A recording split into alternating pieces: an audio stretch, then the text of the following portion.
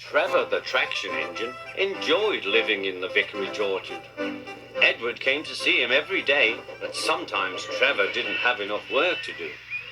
"I do like to keep busy all the time," he sighed one day. "And I do like company, especially children's company." "Cheer up," smiled Edward. "Sir Topham Hatt has work for you at his new harbour. I'm to take you to meet Thomas today." "Ah!" exclaimed Trevor happily. "A harbour! The seaside! Children! That will be lovely!"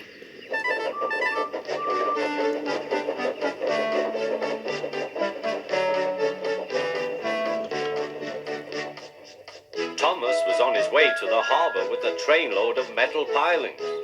They were needed to make the harbour wall firm and safe. "Hello, Thomas," said Edward.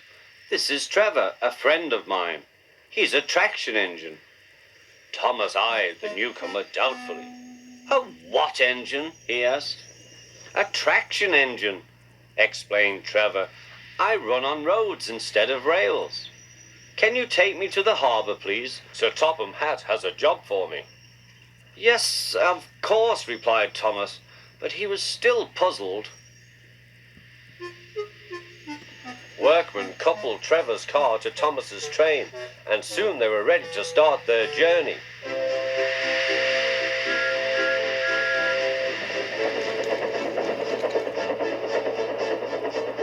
"I'm glad Sir Topham Hatt needs me," called Trevor.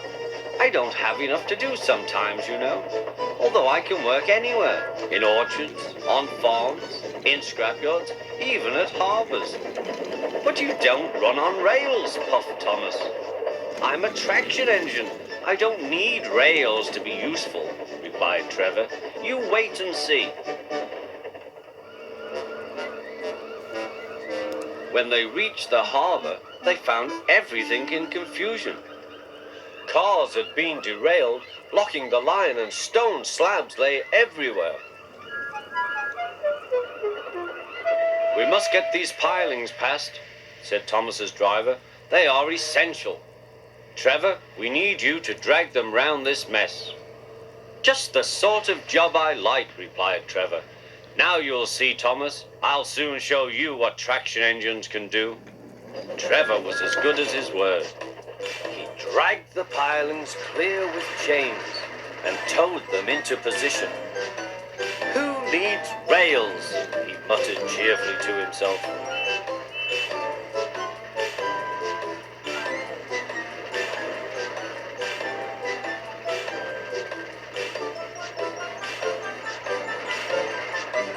Later, Thomas brought Annie and Clarabel to visit him.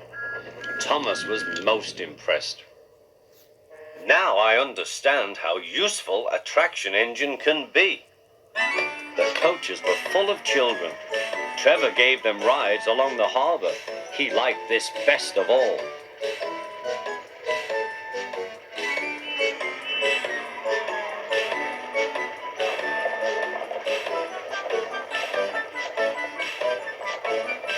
"He's very kind," said Annie. "He reminds me of Thomas," added Clarabel. Everyone was sorry when it was time for Trevor to go. Thomas pulled him to the junction. A small tear came into Trevor's eye. Thomas pretended not to see. He whistled gaily to make Trevor happy. "I'll come and see you if I can," he promised. "The vicar will look after you, and there's plenty of work for you now at the orchard. But we may need you again at the harbour someday." "That would be wonderful," said Trevor. That evening, Trevor stood remembering his new friend Thomas, the harbour, and most of all, the children. Then he went happily to sleep in the shed at the bottom of the orchard.